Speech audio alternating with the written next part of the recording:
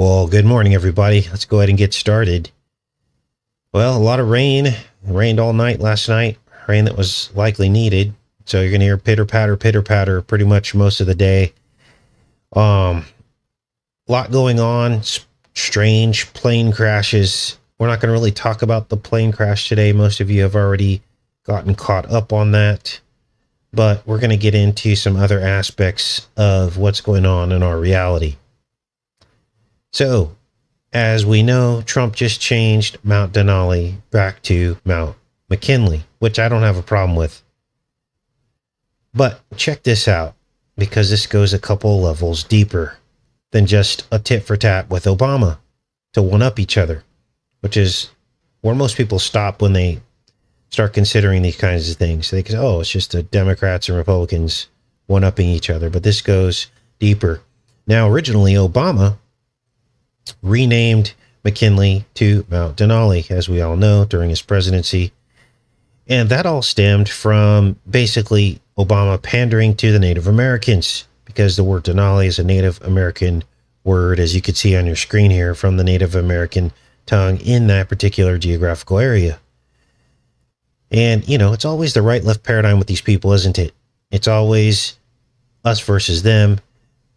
And, of course, Obama wasn't sincere in doing this. It was just political pandering. And this is how all this works. It keeps both sides divided because they truly believe that one party or the other has their best interest. So each side has to do their part. It's the same way that Trump is doing his part right now to the right. You know, he's standing by some of these principles that he espoused. And in the beginning, not a whole lot's happening, but it's the gesture that people are reacting and responding to, right? We did now I guess Trump is saying that he's going to put the most violent criminals in Guantanamo Bay. And apparently there's 30,000 beds there for the most violent criminals. Now, of course, we want presidents to be tough on some of these issues, right? I don't have a problem with him talking about putting criminals in Guantanamo Bay. The problem that I have is where I believe all this is headed. And I'm going to demonstrate that to you today with some very solid evidence, clues, past clues, current clues about where all this is headed. But let's get into this Mount McKinley thing first. So, Trump is now opposing Obama, renaming the mountain, which is the tallest in North America, back to Mount McKinley. And so I decided to look at the McKinley president, after which the mountain was named. And I was pretty shocked to find all of these comparisons between Trump and McKinley. And that's what we're going to go over today for the first part of the show. I also have some headlines for you, and we're also going to get into positive dissonance. What is positive dissonance? Positive dissonance is the kinds of Christians that decide they're going to bury their head in the sand, and to take it a step further, they're going to reprimand you and me for trying to find the truth about what's happening in these last days. So we'll get into that a little bit later in the show. Good morning, everybody. There's Marcy, Rebecca, Joe, Christy, Skies Over Spokane. Welcome back to the channel. Now, if you haven't already, Days of Noah did a really, really good job on a summary video on the technocracy. He and our work seems to have overlapped over the last few years. And regarding this technocracy, okay, because this is very, very important. This will be the chains of our future prison. And he shows the continuity between all the presidents, starting from Clinton all the way to the present, and how they each played their part in where we're at today. And so that's a very, very good summary video. It talks about some of the work that we've done and the work he's done, of course. And, you know, with this technocracy and where everything's headed and where it came from. Now, let's keep going here. We're going to read about this President McKinley. Here he is right here, William McKinley. And I started reading down through this and I was like, whoa, this is a lot of what Trump's doing right now. So Trump might see himself in this president to some degree. Let's go ahead and get started reading here. Gosh, this is a long article. Let's go to the top here and get started on this. If I could get up to the top. We're just going to read part of this today. Just the summary parts that sum up his presidency. Now, we know that Trump talked about expanding the United States. Well, McKinley was one of the first presidents to do this himself.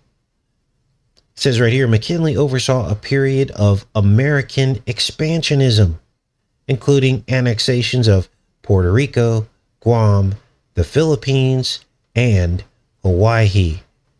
Well, Trump, of course, is talking about Canada, Greenland, the Panama Canal, and any other places that he wants to expand as well. Now, here's the weird part. McKinley was assassinated. And, of course, we're told that there was an attempt made on Trump's life. So there's an overlay as well. And it says here, he was in favor of keeping the nation on the gold standard and raised protective tariffs. So here we are with Trump in the golden age, and he also wants to raise tariffs. So there's the summary. That's like 5 points that overlap. So there was actually a tariff called the McKinley tariff, highly controversial. And it says here, together with a Democratic redistricting aimed at gerrymandering him out of office, led to his defeat in the Democratic landslide in 1890. So, I didn't want to dig too much deeper into that, but let's talk about this topic of last days Christians. Now, I'm not here to judge, but I can tell you there is a movement afoot literally working against Christians like us who are trying to warn people about the last days and all of the dangers that we're walking right into. Now, ultimately, God is my judge and he is your judge. I'm not here to judge. So this discussion isn't directed at anybody that's actually here watching this video right now, because you clicked on this video so you could be informed. So you don't fall into this category. But as we all know, there's a large contingent of the rest of the Christians who maybe attend a weekly church, who never ever open up a YouTube video or want to know the truth. All their information comes from their pastor, and that's all they care about. Now, some pastors do a better job than others at trying to inform the flock about last days events, but the vast majority of them do not. So this is for the believers who choose not to seek the truth. And in addition to that, condemn people like us who dig for the truth. So for this phenomenon, I've come up with a new term: positive dissonance.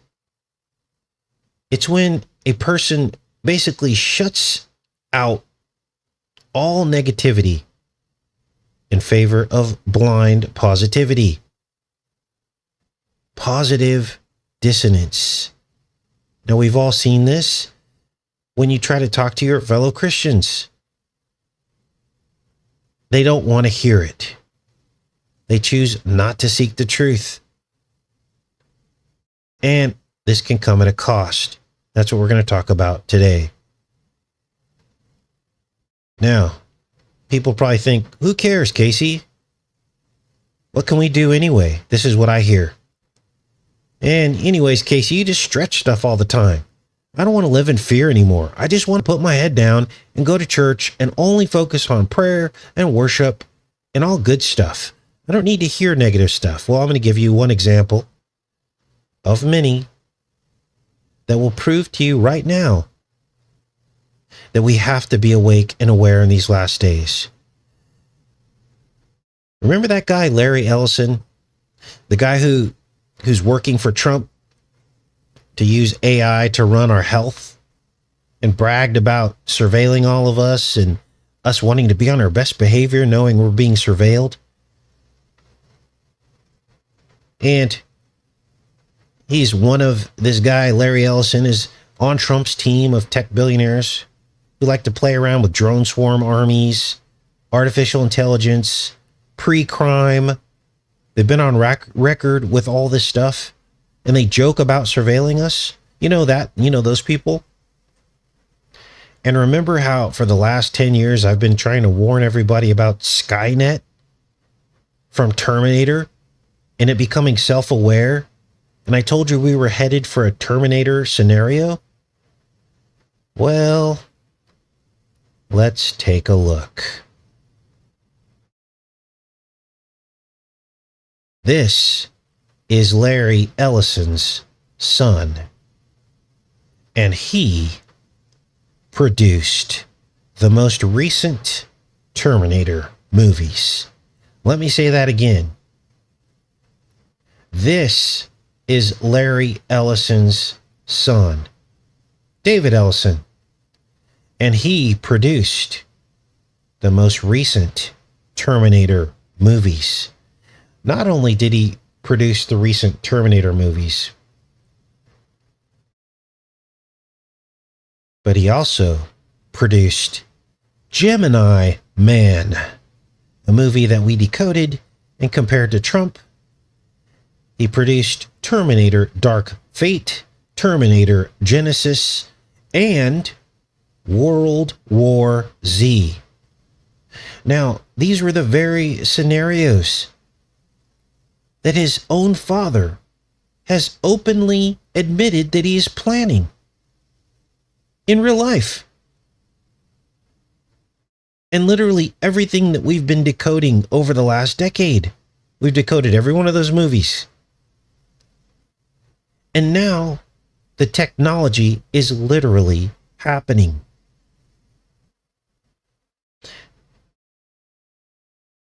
And if you're stuck in positive dissonance, then you are the very ones helping to build humanity's enslavement.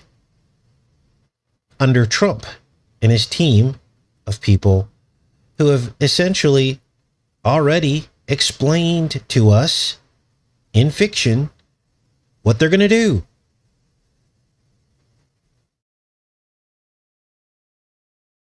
And the people that are stuck in positive dissonance have failed to at least warn other people about what's coming, what's being built around them.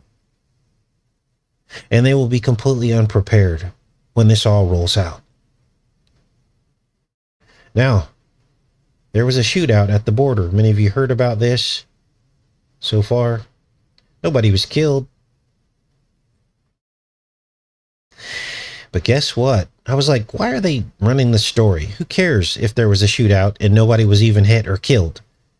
Cartel gunmen opened fire on U.S. border. I was like, what is this story here? Well, I hope you're ready for this. Cartel gunmen opened fire on U.S. Border Patrol. Now, they don't show the actual shootout, but they show this.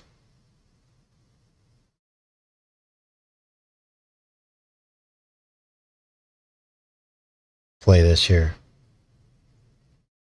There they are.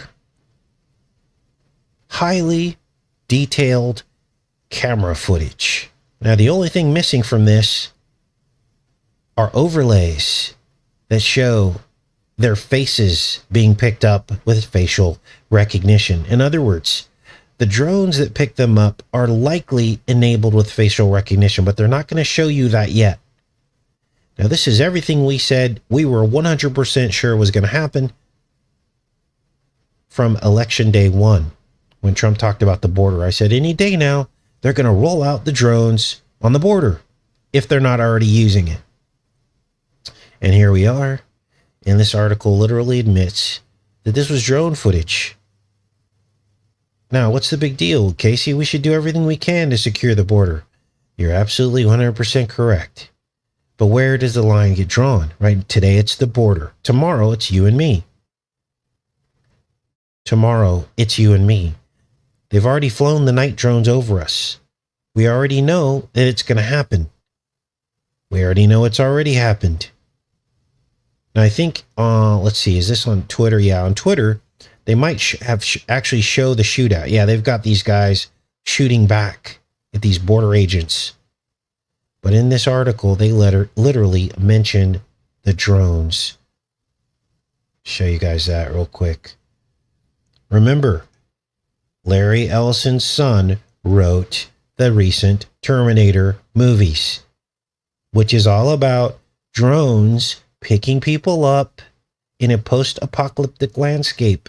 Innocent people that have done nothing wrong except for broken some arbitrary law.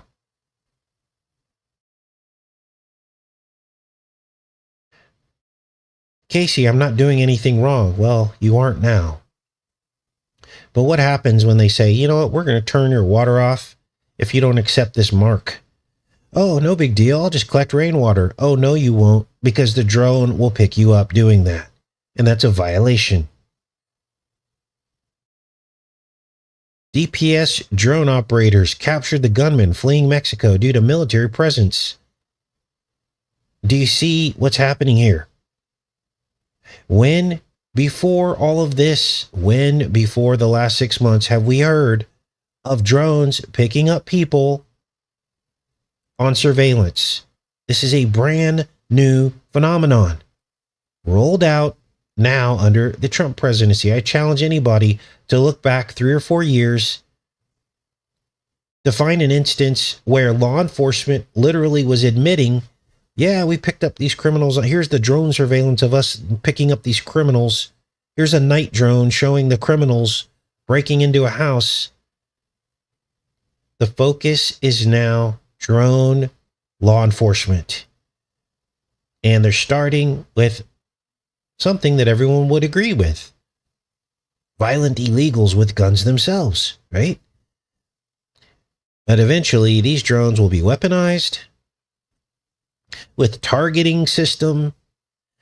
They'll have sentry drones with their own intelligence to seek and destroy. Skynet. So, we weren't just shooting in the dark, were we?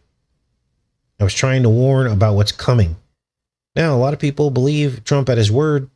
They believe he has good intentions. Okay, well, let's put that down in writing then. Let's pass laws to protect us from this future. Because guess what? Right now, it's illegal what they've classified as terrorists. Well, who's it going to be tomorrow? Who's it going to be tomorrow? And, oh, you guys having problems with the audio? Next, they're going to go after you guys. Why do you think they allowed? Yeah, there's no audio on that video of the gunman. So maybe that's what you're talking about. As long as you can still hear me talking. Okay, let me try to explain it this way. Why do you think they allowed cities like Chicago to get so bad? Well, so that they can go in and fix it. So, what's stopping them from now declaring that all black gangsters in Chicago are also terrorists? And we need to go after them and root them out next with our drone technology, facial recognition. And now they're arbitrarily flying over these cities and rooting out black gang terrorists. Well, Casey, they should do that. They should do that, right? No. Do you see the difference? We went from an illegal to an American citizen. And it's kind of a fine line, isn't it? It's kind of a fine line. But once they cross over that line, then we've allowed it to happen.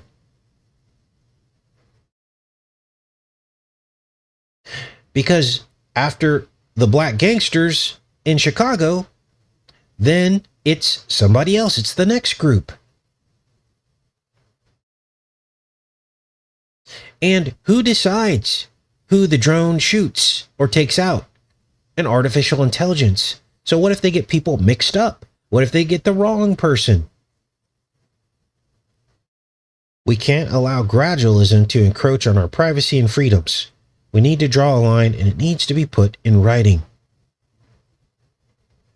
So, if you're just tuning into the show, Trump has also just announced that he is sending the most violent illegals to Guantanamo Bay in an unprecedented move. And up to this point, it was only terrorists, but he's now deemed them terrorists, and so they get the same fate. Again, I agree with that, but this is a slippery slope that we're approaching, isn't it? Because who's deemed a terrorist? They've already said that domestic threat are considered terrorists. So if you're a domestic threat and you've said something against the government, you could fall into this category relatively easily. Now, during Trump's first presidency, a bizarre memo leaked from the FBI that literally named people like us as terrorists. Many of you will remember that. Trump never retracted that. He never said it was not right. It was leaked. Everybody saw it. Believe it or not, they even named Q, which is so weird that Q still follows Trump when his own FBI, I think it was in 2018, named them as domestic terrorists. So they've given us all the information that we need to understand what they want to do. The problem is people are on this high of Trump's doing good things. Yeah, sure is. I'll even admit that.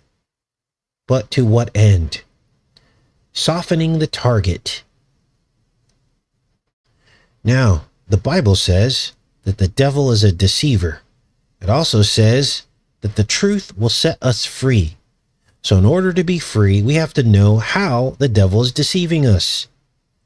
Now, unfortunately, there is a deception afoot of the majority of Christians to close their eyes to these last days events. And if they knew the truth, that wouldn't be a big deal, would it? Except they don't know the truth. They already fell for Trump's deception the first time. Remember? They trusted Trump's version of something that they injected inside of them.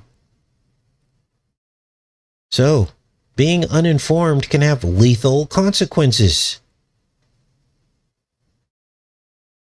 I bet you all those Christians who got it thought that they were informed, didn't they? They thought that they had all the tools that they needed to not perish. Now, to drive my point home about this topic, there's a poll that I like to do from time to time when we have larger groups like we do today. And it's to ask you, let's go ahead and go into the chat here.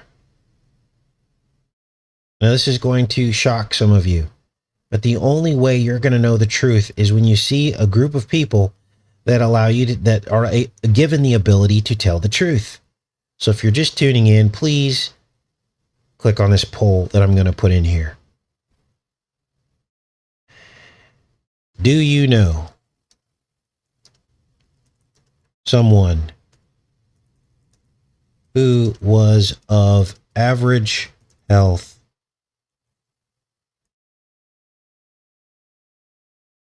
who got sick or died after the it? We have to call it the it. Sorry. Now, last time we did this poll, it was 90% of you that knew somebody who was of average health who got sick or died after the it. Those are the true statistics, which is alarming because we're talking about millions of people. Now, Trump said he was going to put an end to censorship, so let's see if this works. These are the ugly truths that nobody wants to face. And so here we are, post-Trump 2.0, and we still have to use code to talk about everything because absolutely nothing's changed, at least here on YouTube. Nothing's changed on Twitter. he did say he was going to put an end to government censorship on social media platforms. Well, last I checked, I put up a Twitter post with 5,000 followers on Twitter, and literally 3 or 4 people thumbs up the post. Still to this day, most of the views that come to this channel are not because they've sent out notifications. So what's happening? What's going on here? Well, that's for you to decide. So 80% of you know somebody who is of average health. And I'm not talking about sick people, because then you could just say, oh, they were sick, or they, died from something else. I'm talking about average health, never had health problems before, and all of a sudden they've got some kind of like clot, or had a heart attack or a stroke or something. I'm not saying what caused that, if YouTube's watching, but we have some smart people here. Now, another argument that I hear from toxically positive Christians is that Trump is like Saul or Paul, and God is using him, and that God sets up kings and deposes them. Well, that's possible, I suppose. But many of the kings that God set up, he used as judgment against the nations. He used as judgment against the nations. In fact, there are only a couple of nations that actually repented of all the prophets in the Bible. Remember, the very definition of a prophet was typically one of God's followers who had a direct connection to God, who lived in a kingdom with a king that was judged. That's what the prophet did. You can look back, all the prophets, only 2 nations repented of all those kings mentioned, Nineveh and Israel. Those were the only 2 that had periods of repentance. The rest were judged. So yeah, you're right. Yeah, God sets up kings and deposes them, Casey. That's what the Bible says. You're absolutely right. But to what end? The Pharaoh was a prime example. According to the Bible, God set that Pharaoh up, didn't he? But look what happened to the entire kingdom of Egypt. Now, someone else said to me, it's crazy how we've seen religion through a paradigm. We've seen Christianity through a paradigm, a false paradigm. But when you actually really read the Bible, there's some rude awakenings for the Christians that just go to a pastor and accept the bad version or the lie of what the Bible's actually saying. Someone said to me, Casey, God hardened Pharaoh's heart. He sure did. I had to go back and look it up. But guess what? He didn't harden Pharaoh's heart until after the 5th plague. So up to that point, God gave Pharaoh 5 chances. And look who had to suffer. All of the Egyptians had to suffer. The Pharaoh's people. Well, where do you think we are now?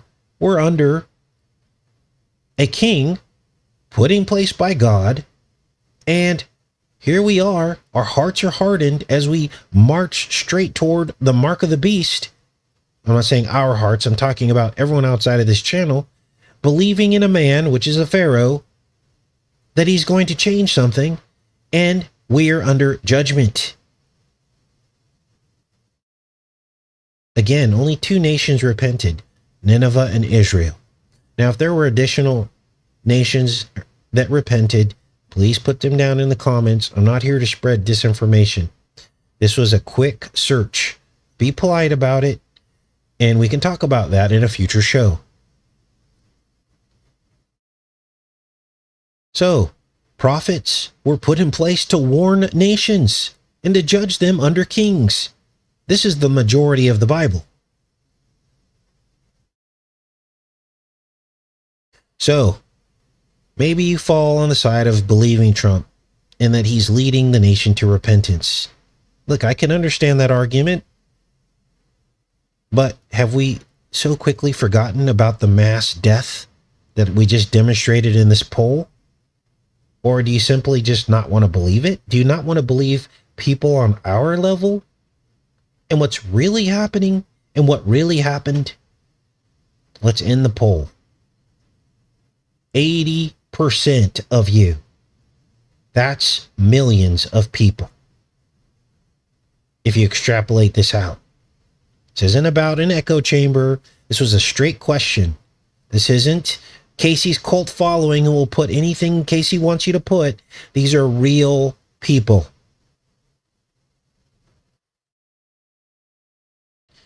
So, let's look at Matthew 24.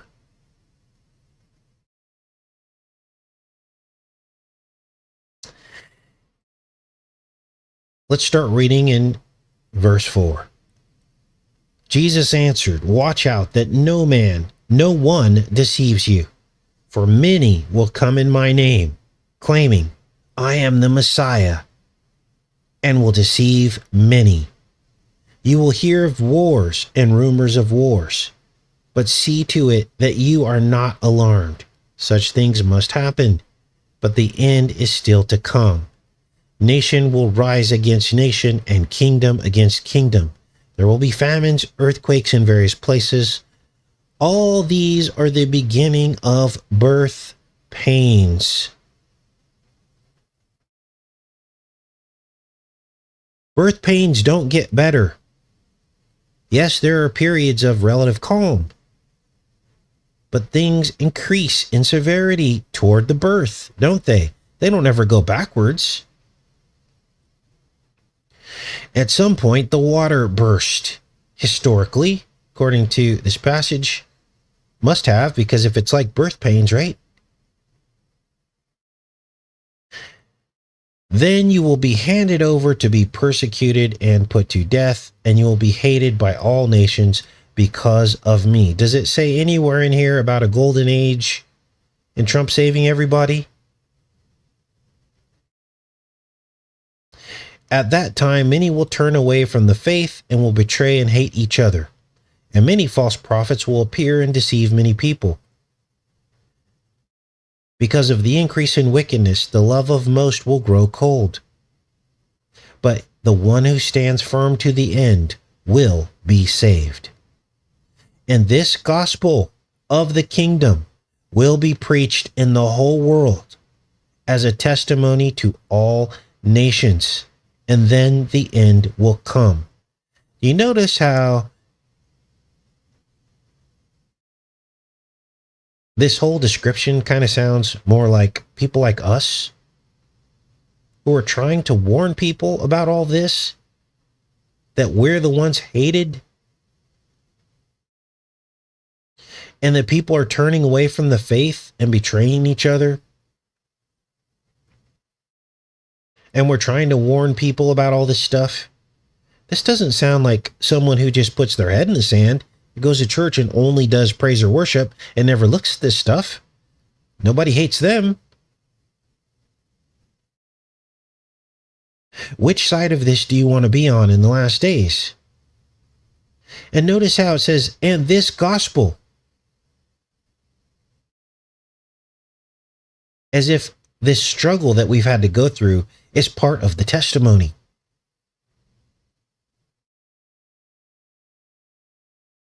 Now, no golden age mentioned in here. No mainstream Christians being loved by the world who get up on the press podium with the cross on their neck because Trump's going to fix everything. None of that's mentioned in here. In fact, what does the Bible say about world leaders, even conservative ones? Well, if we know that we are in the last days, we know that men's hearts were wicked all the time, just like in the days of Noah. We also know that the richest of us are the least likely to get to heaven. So, as the quote-unquote wealthiest nation in the world, all those people, the 13 tech billionaires, are the least likely to go to heaven. The Bible, this is what the Bible says. Not me saying it. Not me. These are the people who are now our example. and who are shaping the future of America. Literally, the people that are least likely to go to heaven. Again, that's not me saying that. It's in the Bible. It's harder for a rich man to pass through the eye of a needle than a camel to go through the eye of a needle to get to heaven. Paraphrasing. Now, if Trump was a plumber or a carpenter, he would get a lot more points from me in terms of trust, because that would be the most likely person to be able to get to heaven, right? A person of little means. Because rich people don't solve real problems. And I wanted to give you this example. If I had $5 billion today, you ready for this? And I think most of you in the chat would also agree with this. If someone gave you $5 billion today, you'd probably keep $500,000 of it, because most of us are used to living broke, aren't we?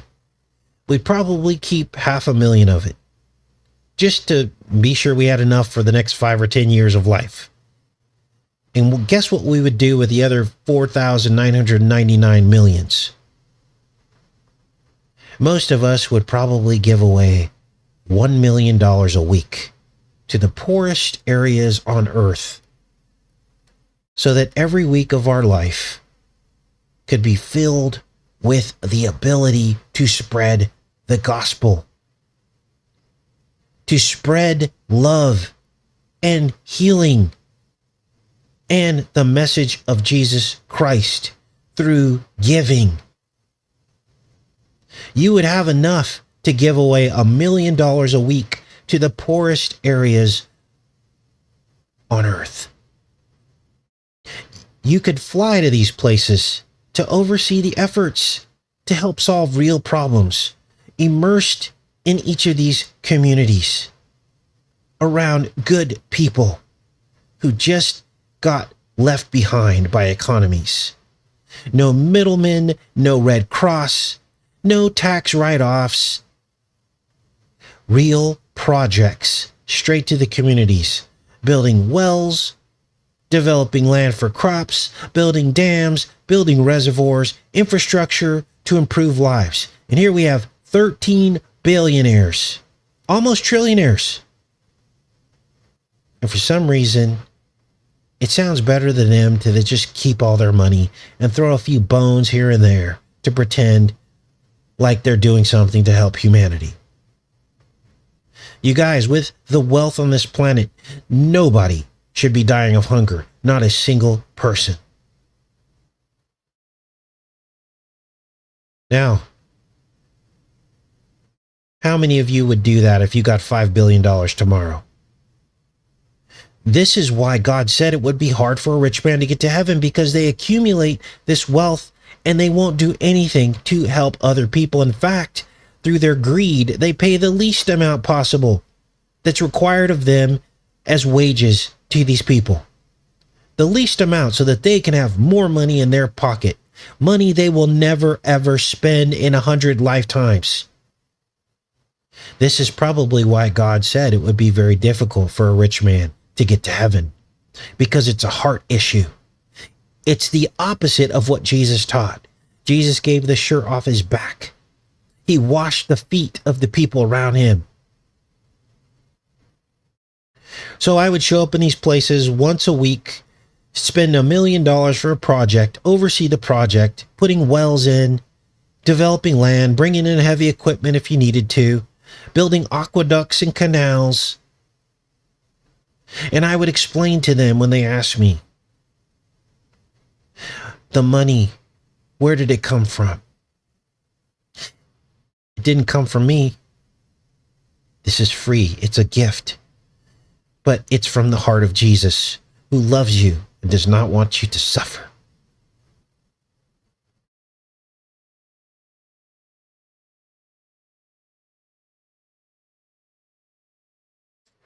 It makes me so mad, the amount of faith people are putting in 13 billionaires when we could solve everything today. And the gospel of Jesus Christ could be spread through people's time and money. But instead, now all of a sudden, everybody looks up to billionaires. And wow, they're worth $1 trillion now. Well, that's amazing. They must be really good businessmen. That's just amazing. Trump is richer than ever. They won't be able to spend that money in 100 lifetimes. And they can't even give a fair wage to a person working 40 hours a week. Is this who you want to align with as a Christian? Is this who you want to believe in as a Christian? At this point, I have more faith, as I always use the example, in my plumber than I do these billionaires.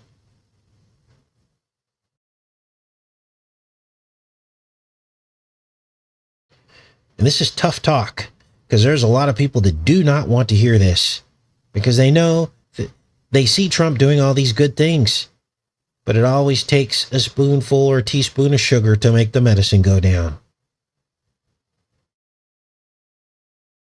So, if you go to a church right now, that shuts you down anytime you try to warn about the dangers of the technocracy, or drone surveillance, or artificial intelligence, and they tell you to vote for the lesser of two evils, or they believe that world leaders are generally good, or they tell you don't look into dark things, and you should just be more positive and just pray, run the other way. Because yesterday, it was a poke. Tomorrow, it's going to be something far worse.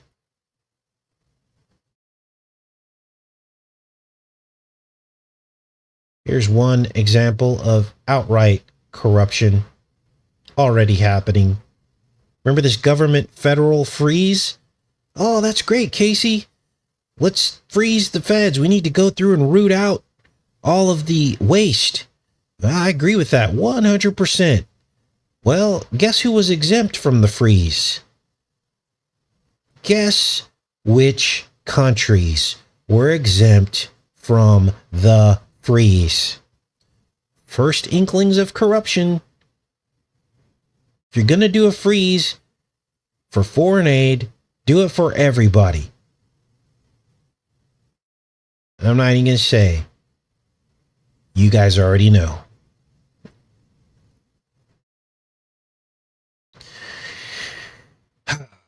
Man. Well, Microsoft might be buying TikTok, according to Trump.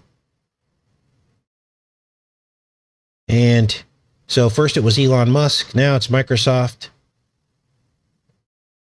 And if you didn't know, Bill Gates is still firmly involved with Microsoft. So this will tie into the surveillance state. All this data will get sent to the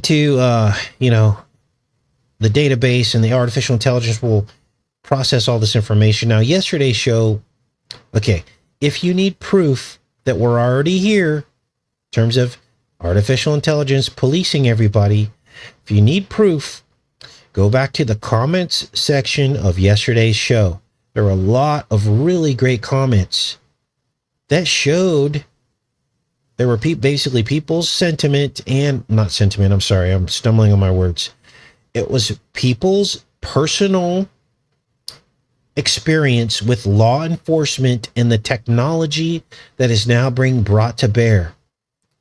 There were cameras. There were stories. I'm just thinking of a couple off the top of my head, of a lady who said she let her daughter drive her car, but actually the boyfriend was driving the car and they thought it was her husband. They sent a ticket to the husband because they saw a male through the front windshield. They had to literally rat out the son-in-law in order to correct everything, and the burden of proof fell on them. Is this the world we want to live in now? And it was all run by artificial intelligence. There are also stories in the comments from yesterday about license plate readers that are automatic. Oh, we need to cover this. You guys are amazing. You guys send me all this stuff. Flock safety. Relatively new subscriber to the channel said, Casey, you have to look at flock. Now, who's the flock?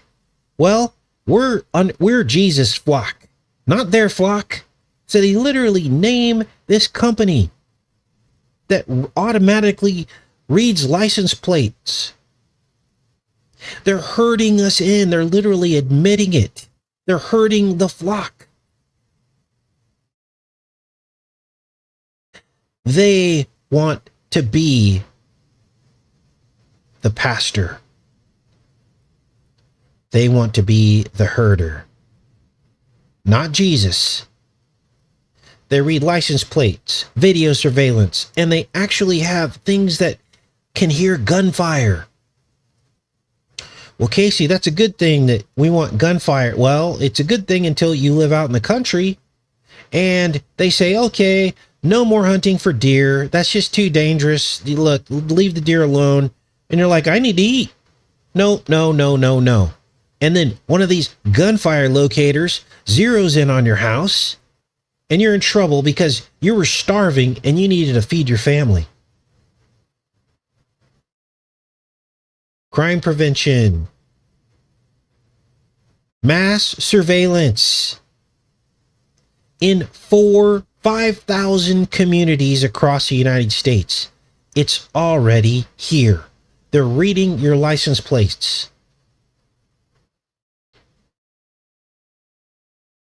Here it is. Look around. Look on your light poles. Anytime you see one of these solar panels, they're probably reading your license plate. Artificial intelligence to read license plates and identify other distinguishing visual characteristics, sending that information to a central server via cellular network. They then log this identifying data with the time and location of the scanner's searchable database and compare all the results of the National Crime Prevention Information Center, as well as state and local police watch lists of cars that are reported stolen or otherwise interest to the police, instantly alerting nearby officers upon a match. It's already here.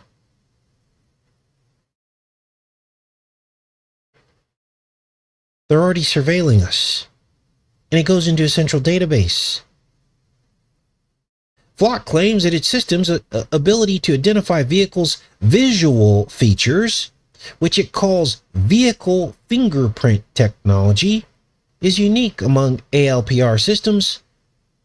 They state that the system can identify vehicles' make, model, color, as well as other distinguishing attributes, such as mismatching colors, bumper stickers, dents, and temporary license plates, allowing investigators to search for recorded vehicles based on those characteristics. This is Skynet. All plugged into a central database, which eventually will be run by Stargate AI. On lampposts, telephone poles. So thanks to the subscriber who asked me to look at Flock Safety Company. This isn't the America I want to live in. And I'm not even doing anything wrong. You guys, they were this close to forcing the V during the spamdemic. They were this close. There were attorneys that came out and they said, look, according to, the Constitution, we can pin you down and force you to take this. They literally said that. Oh, Trump protected us. Wow. He made it. And according to our poll, you know the rest of the sentence. So a lot of people are upset about this. And not just truthers. Flock markets its services as tools for crime prevention and claims they are effective at aiding criminal investigations. However, they are widely described by critics as an example of mass surveillance, and their efficacy and effects on privacy and other civil liberties are the subject of extensive public scrutiny, debate, and litigation. So you know what I say? To flock safety, flock your safety. We don't want it. Now, they're trying to humanize this whole artificial intelligence. So I believe what you're going to see next was staged. Crowd, basically a Waymo cab gets mugged. Literally. Crowd shatters windows, rips doors off of an empty Waymo car, stopped in LA. These people aren't stupid. They know they're going to get picked up on camera. But yet they want us to believe that a group of people surrounded a Waymo car and mugged it. Let's take a look. Let's fix this here. This is shocking. Hold on, let me fix this. Look at this. These people. You think they're going to get away with this? Let's play this here.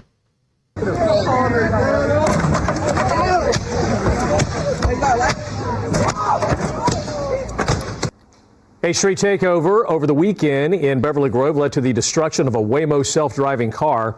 LAPD officers responded to the scene at 3rd and La Cienega Boulevard just after 3:30 early Saturday morning. Now understand, part of China's surveillance state, which is where all this is headed, okay? Look, if you're still asleep, remember 15 years ago when we were hooping and hollering about how China was surveilling its citizens and how London had so many cameras, and a lot of people said that'll never happen in America. Well, we look like London now. There are cameras everywhere. So it's happened. It's progressed. And so they're humanizing the technology. That way they can protect it. And you can literally probably go to jail for damaging this technology. Now, they'll call it damage of property, but it goes deeper. They're trying to humanize the artificial intelligence behind this stuff.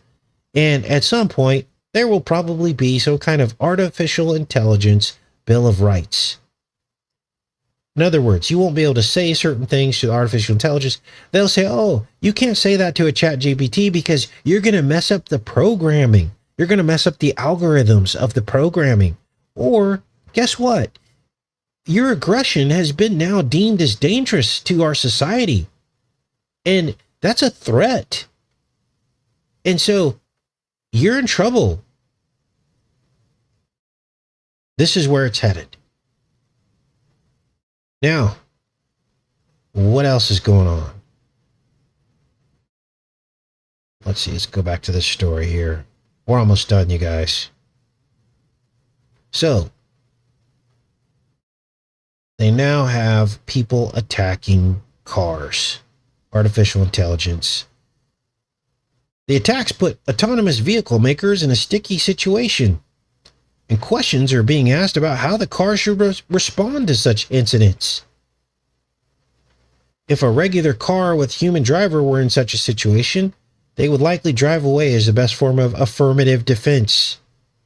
And the article actually even talks about the rights of the vehicle, as they describe this vehicle as almost having its own consciousness. Wow.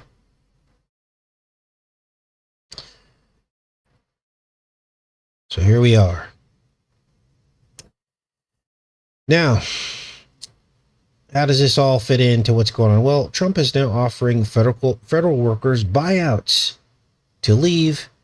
And Trump isn't stupid. He has a plan. I believe that he's going to replace them with AI. That's why he's downsizing. Trump offering federal workers buyouts with about 8 months' pay in effort to shrink government. He's not going to allow a huge hiccup in daily operations for the government. They'll just replace it with artificial intelligence. This is the great downsizing. The golden age where people don't have jobs. So let me go back into the chat. Good job, you guys, giving me all this information so I could present it to you. Let me make sure there aren't any other stories here. That's about it. Let's go back here. You guys have any questions? You guys want to discuss any of this? Okay.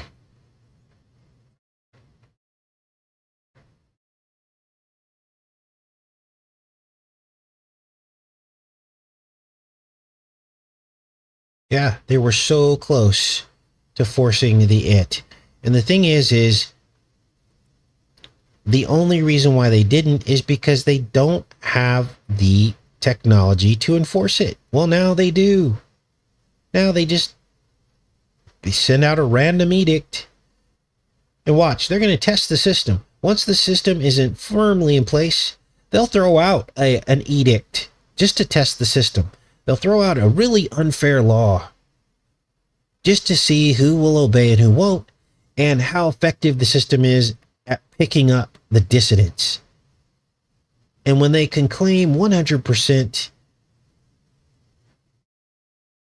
compliance, this is when they will say peace and security has been achieved. And then at this point, they'll just start handing out all kinds of random edicts because they know they will have full power and control. What is the golden AI system? Well, it's complete dominance and control. It's a technocracy. Larry Ellison already told us. He said people will be on their best behavior when they know that everything that they do will be surveilled. He literally said that. The gospel is not giving money to the poor. The gospel is using the blessings that you have in your life to help the poor, which is what Jesus said to do. Help the poor and widows, and then you give all the glory to God. It's not about money. It's not about the money. It's about what would you do if you got blessed with the money. The billionaires obviously aren't doing that because we've all seen it. They could start in Africa. Let's start putting in sewage systems in some of these cities. Now, it's not your responsibility to do that. If you were to have that amount of money, no one should force you to do that. But as I just gave an example, if someone gave me $5 billion tomorrow, I don't need $5 billion and I don't need to double that and make 10 billion or 15 billion or 50 billion. That's not my goal. My heart is to help people with the money. I already have enough. I'll keep a little bit of it so I can continue my life as it is, which is a very humble and simple life, and give the rest away with projects that you oversee to help people in a real way. Not just writing checks to people, putting in sewage systems, dams, culverts, creating jobs somehow. This isn't rocket science, you guys, but we've been given a false paradigm. People don't even know how to think this way anymore because we've been lied to from the beginning. Oh, Casey, you can't just give away free stuff. People have to earn it. Okay, so Jesus is in the field, right? Oh, I can't heal you because, you have to earn that. You have to pay me to heal you. Is that what he said?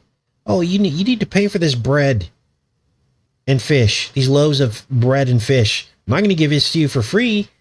I need something back for it. You can come work for me for minimum wage. Do you see the problem here? It's the heart of Jesus or it's the heart of the devil. Either you're greedy or you're not. There's really not too much of a gray area. So this is tough talk for some people because you're thinking outside of the box. You're going back to the very basics of the Bible. And you're realizing that the way that the Bible's been taught to you has been wrong. It's the same Bible.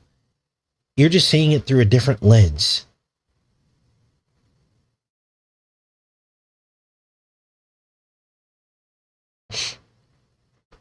So, now someone else brought up the illegal thing. Casey, why are you on board with deporting people? Well, guess what? Yes, we're supposed to love our neighbor. It isn't us that's the problem.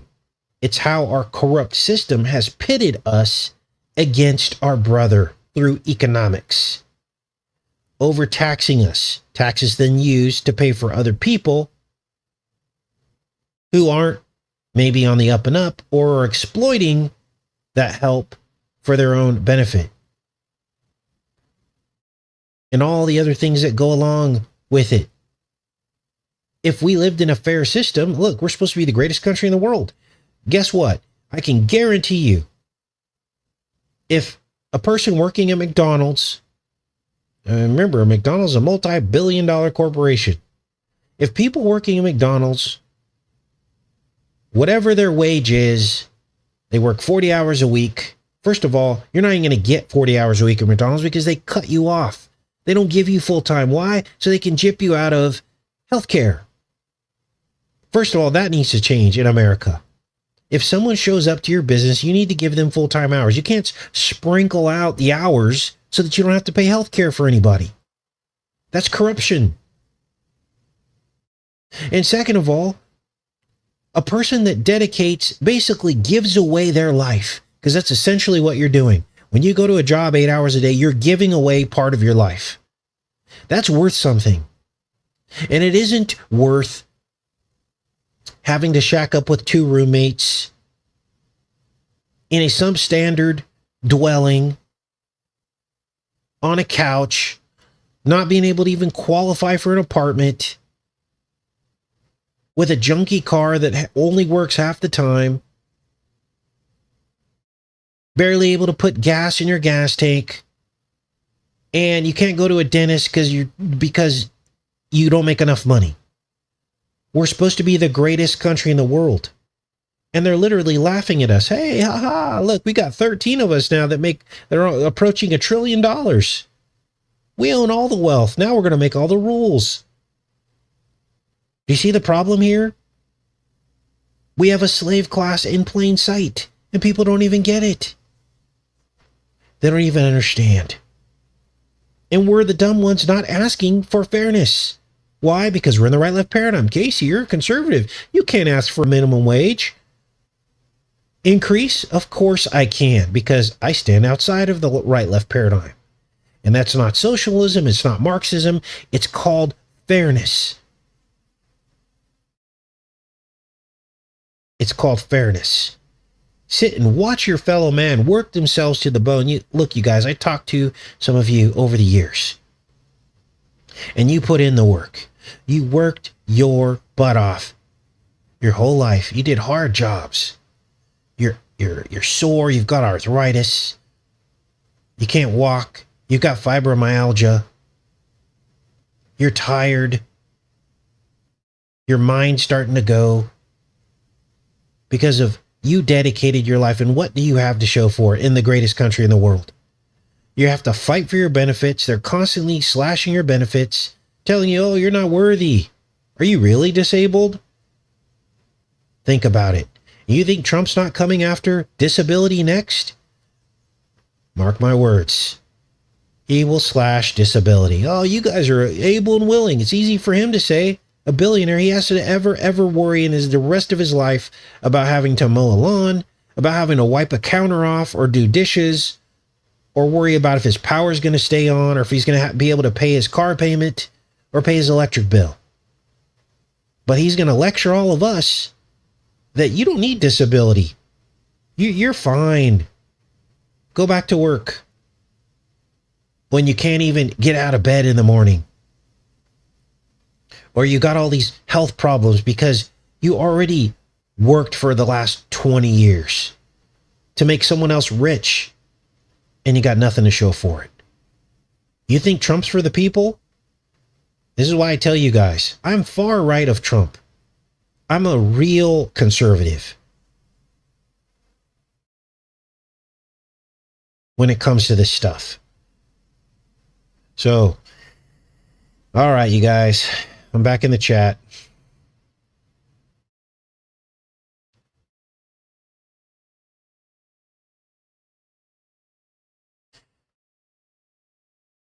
Reduce property taxes. Landlords could charge less rent. Yes, it's the system that's broken. Look, I'm not going after landlords here. The reason why they have to charge what they charge is because the property taxes go up just because a particular area gets a boom. That needs to change. You can't just start hiking up everyone's prices just because a bunch of people move to an area. That's not fair. Is it?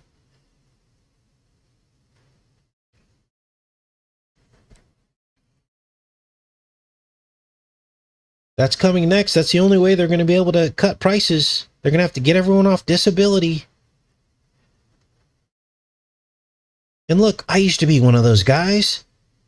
Back in the early 2000s when I was still working the beast, I was that guy who would say, you know what, we need to get all these people off disability. Now, I did have a real life example of my best friend at the time who is now since passed, and he was taking advantage of the system. How do I know?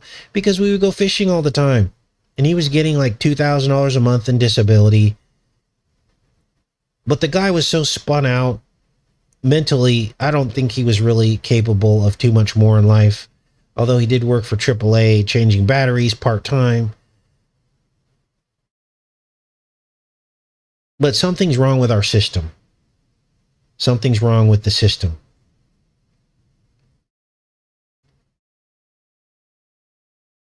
All right, you guys, I'm going to pop off here. We've been on here long enough. Not sure what we're going to do tomorrow. I have started looking at a brand new TV series called Black Snow from a couple years ago. And the real reason why I'm looking at that is because the fog had these black stuff in it, didn't it?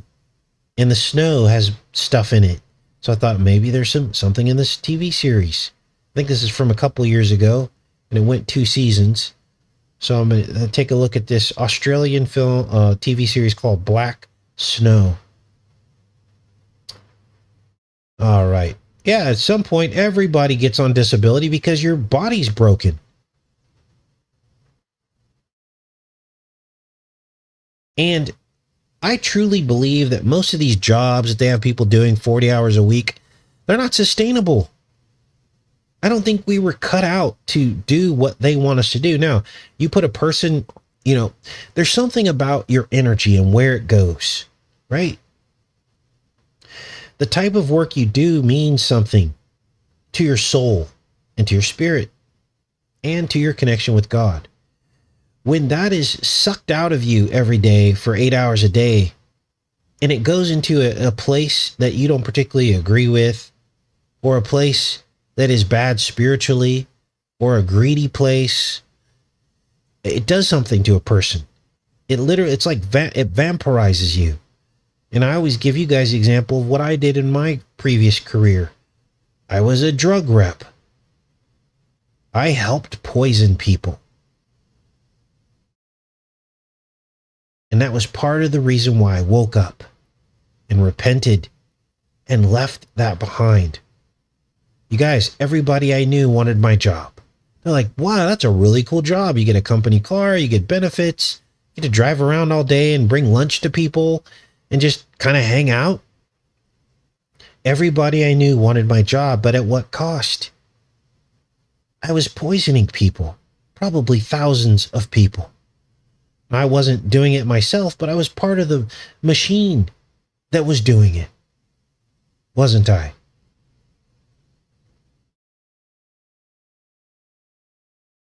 And so that had spiritual consequences in my life.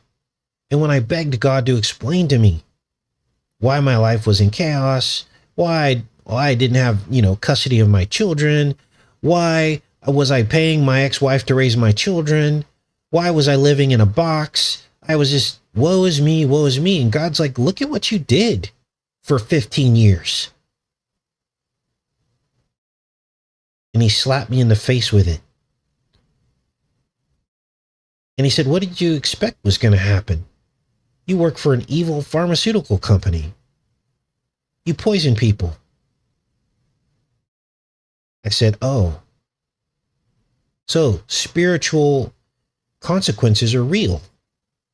And it was at that point when I turned my back on all of that and committed to this life, a life of anti-materialism and anti-status. It wasn't easy in the beginning. Wasn't easy. I'm still averaging minimum wage. All these years later, 11 years later. But guess what? I wouldn't trade it for the world. I wouldn't trade it for the world. because I know spiritually I'm working for the kingdom, and my treasure is in heaven. I love each and every one of you.